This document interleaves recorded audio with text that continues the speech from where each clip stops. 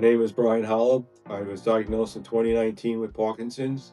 I probably had it for at least a year before the diagnosis, and I just completed the LSVT LOUD program. I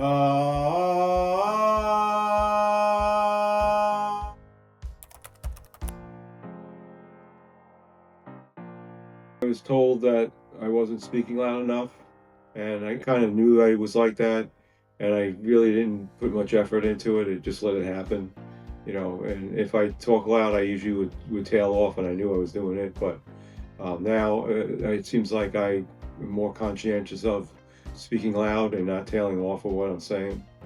Um, and I've just become more aware of I like self-cue myself to talk louder.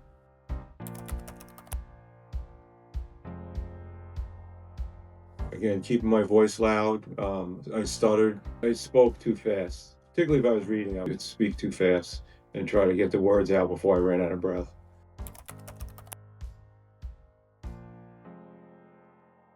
It was kind of annoying having my wife in particular say what all the time.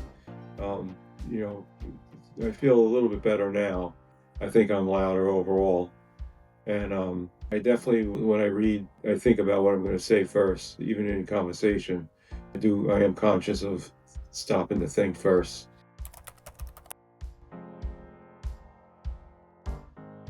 I really didn't think much. I just figured let's see how it turns out, roll with the punches.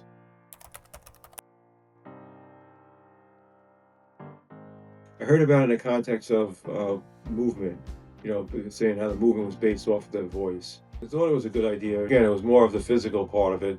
And that was the same thing, like if you're going to step over something, step higher than you need to. And, it's only natural that the voice program would be the same thing.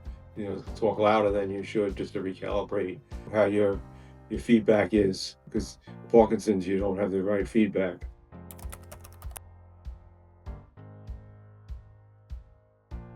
I think the recognition that, to heal myself to keep talking loud, be more conscientious of, how loud my voice is. I think, sometimes I might dip down, but I catch myself. I think I feel more confident speaking in any situation. I think I project myself more. As far as confidence, I have more confidence in speaking, and if you feel confident in yourself, you'll project that out. I think it's stronger. I think also my aerobic capacity is improved, by doing the long R's. So I think that helps.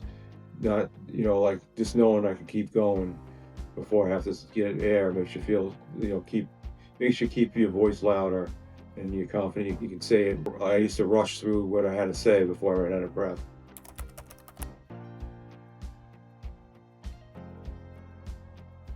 It's been fun. We have some laughs, and don't take anything too seriously, and we pretty much stay on task. So it's been a good experience. I would recommend it to other people.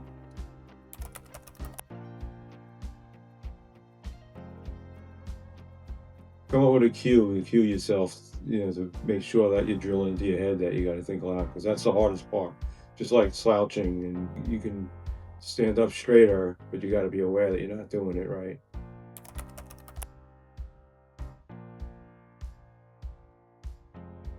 I would say it's helped me. I think that I'm speaking louder. And again, the cueing helps because it also, I think, with the speaking louder and thinking about it, I also feel like I stand up straighter. I'll catch myself at work, doing it, and I'll just, nope, stand up straight.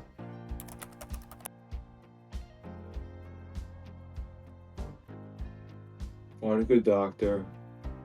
Don't let it get too bad. Don't let any one thing go too long, because the longer it goes, the harder it's going to be to correct. If you find your voice has got a problem, maybe you should go faster. Don't wait like I did, before it's too late. And don't give up.